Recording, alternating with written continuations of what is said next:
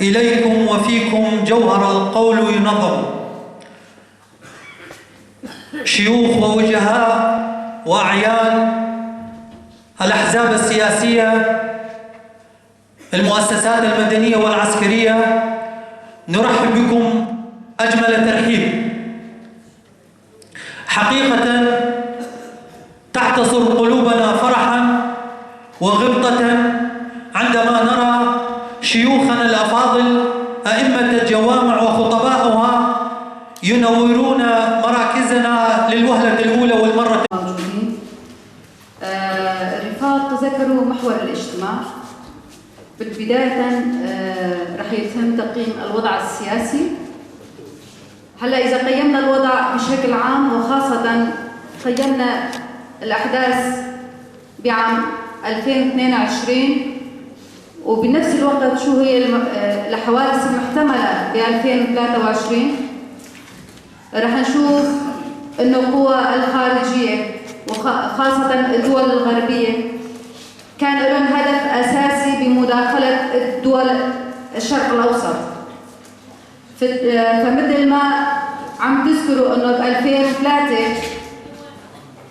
المداخلة اللي صارت على الدولة العراق، دائما عم نقول هو كان مداخلة على أساس مداخلة على ثقافة المنطقة وبنفس الوقت التشتت الاجتماعي كشعوب شمال وشرق سوريا.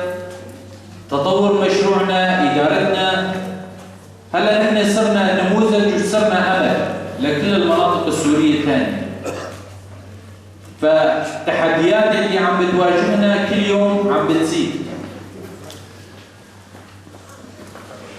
أنا بدي أركز على الناحية الأمنية وناحية التحديات، كيف عم بيحاولوا يستهدفوا مناطقنا وكيف بيحاولوا هالأمن والاستقرار الموجود بيحولوا مناطقنا لمناطق فوضى لتسهل عليهم احتلالاتهم والسيطرة على المنطقة.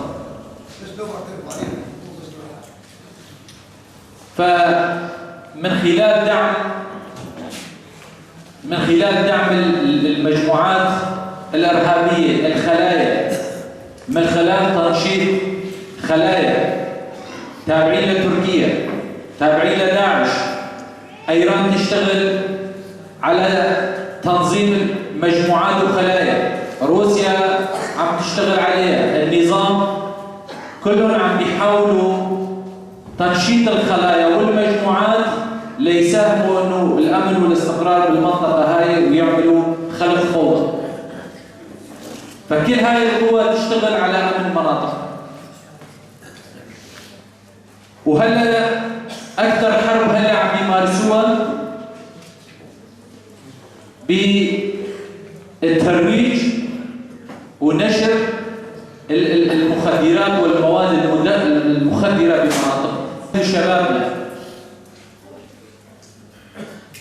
عن طريق المغريات الماليه ليكونوا مجموعات وينفذوا اعمال تخريبيه، اعمال ارهابيه بها المناطق.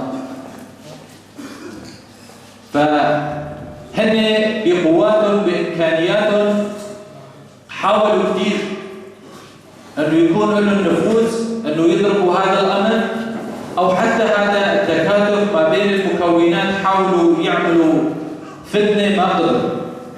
هل عن طريق تنشيط هاي المجموعات وهاي الخلايا والمواد المخدره يحاولوا يستغلوا هاي الطاقات، هاي الشباب بهاي الخصوص او المجموعات الخلايا لا يعملوا عمليات ارهابيه.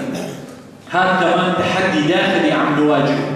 أعلت الشعب السوري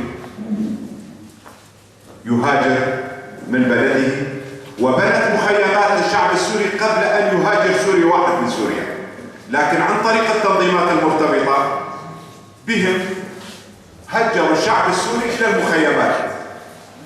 وكلكم تعلمون ما يحدث للشعب السوري في مخيمات بنيت على القتل وعلى سبي النساء وعلى تهجير شعبنا وكفاءاتنا العلمية، وهدفهم ضرب الكفاءات العلمية الموجودة في سوريا التي بنيناها وتهجيرها إلى الدول الأوروبية، وهناك يقايض الأوروبيين، إما أن يدفعوا له المال ويسيروا على أفكاره السياسية، وإما أفتح الهجرة. يقايض على من؟ يقايض على أبنائكم وأهلكم. لذلك حقيقة أقولها لكم، أنا فخور بكم وسأفاخر بكم أيضا في كل محفل. تحياتي لكم وشكرا.